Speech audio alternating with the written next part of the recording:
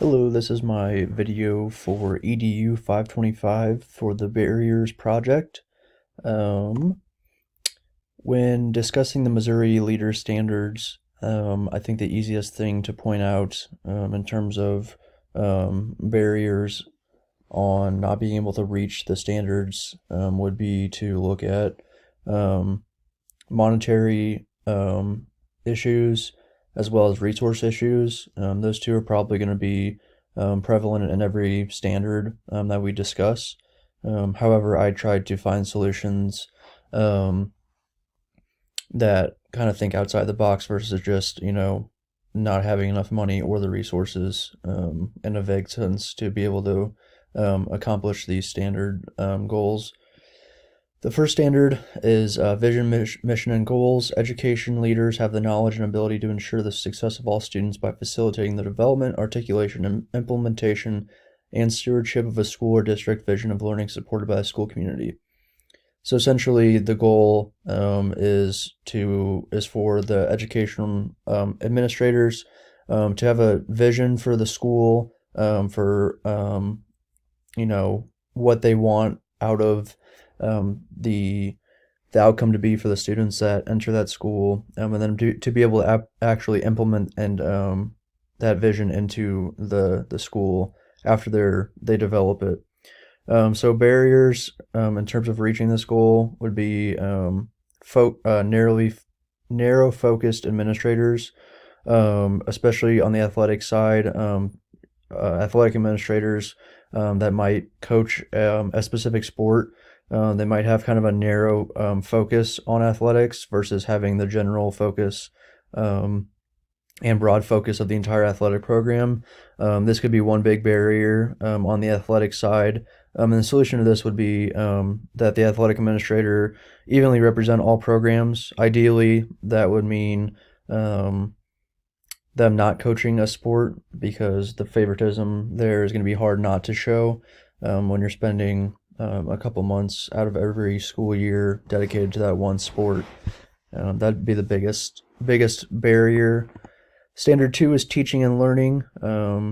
Education leaders have the knowledge and ability to ensure the success of all students by promoting positive school culture, providing an effective instructional program that applies best staff practice to student learning, and designing comprehensive professional growth plans for staff.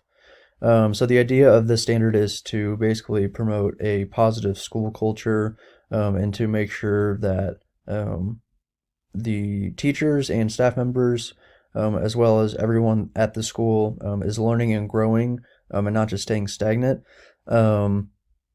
And a barrier for this on the athletic side would be hiring coaches and staff that put their specific team first instead of the program as a whole, kind of highlighting their own successes on the field versus highlighting the successes of the school program, athletics program, as well as the school in general. The athletes scholastically. So basically, whenever you have coaches that are narrowly focused on the wins and losses of their school or of their specific program instead of highlighting the accomplishments of the student athletes off the field, as well as in other sports, is a barrier. And the solution to that would be to prioritize hiring positive influencers with a past of promoting a program. So when you're hiring coaches and staff members in your athletic program, to make sure that you prioritize someone that has a history of being a team player, of promoting athletes outside of the sport that they coach, and the well-being of them in the classroom as well. Standard three is management of organizational systems. Education leaders have the knowledge and ability to ensure the success of all students by managing the organization, operations, and resources in a way that promotes a safe, efficient, and effective learning environment. Essentially, the standard is making sure that everything runs smoothly, efficiently, and that there's an effective learning environment going on. And the biggest barrier for this would be to have inexperienced coaching staff. The biggest thing in terms of running things smoothly is to make sure that you have people that know how things are supposed to be done and how to most efficiently and effectively do things. And so the solution to this would be to make sure that each sports program has a veteran coach on staff to make sure that the little things are getting done and that the process of the whole season goes by smoothly. Standard 4 is the collaboration with family and stakeholders. The biggest barrier for this one is going to be poor communication skills from the coaching staff, focusing on wins and losses and focus on the immediate results, not the big picture of education.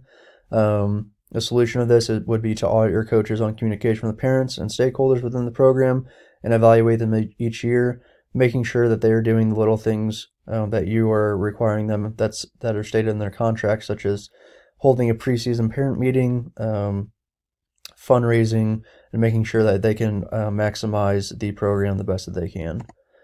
Standard 5 is ethics and integrity. Education leaders have the knowledge and ability to ensure the success of all students by acting with integrity in an ethical manner. The biggest barrier in meeting this standard would be hiring inadequate coaching candidates, which seek unethical behavior for the sake of winning versus doing the right thing. The solution to this would be to hire the less qualified coach in terms of athletically, but the coach that you know will implement character education in your program. So making sure that you're hiring someone that wants to develop young people off the field as much as they do on the field.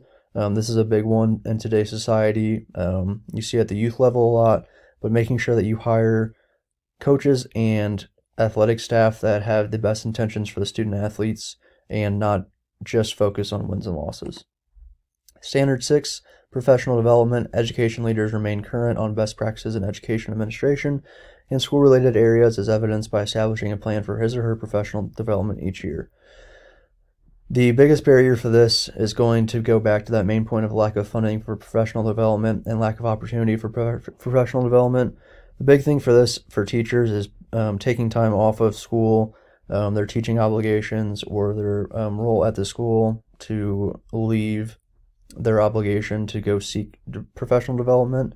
And so the solution to this would be to possibly seek out a partnership for professional development, to maybe have someone come in and do in-house training at the school, so you're not having to send people outside of the area to get professional development, and then to allocate specific funding for professional development to make sure that teachers, support staff, and anyone in the school system can participate in professional development.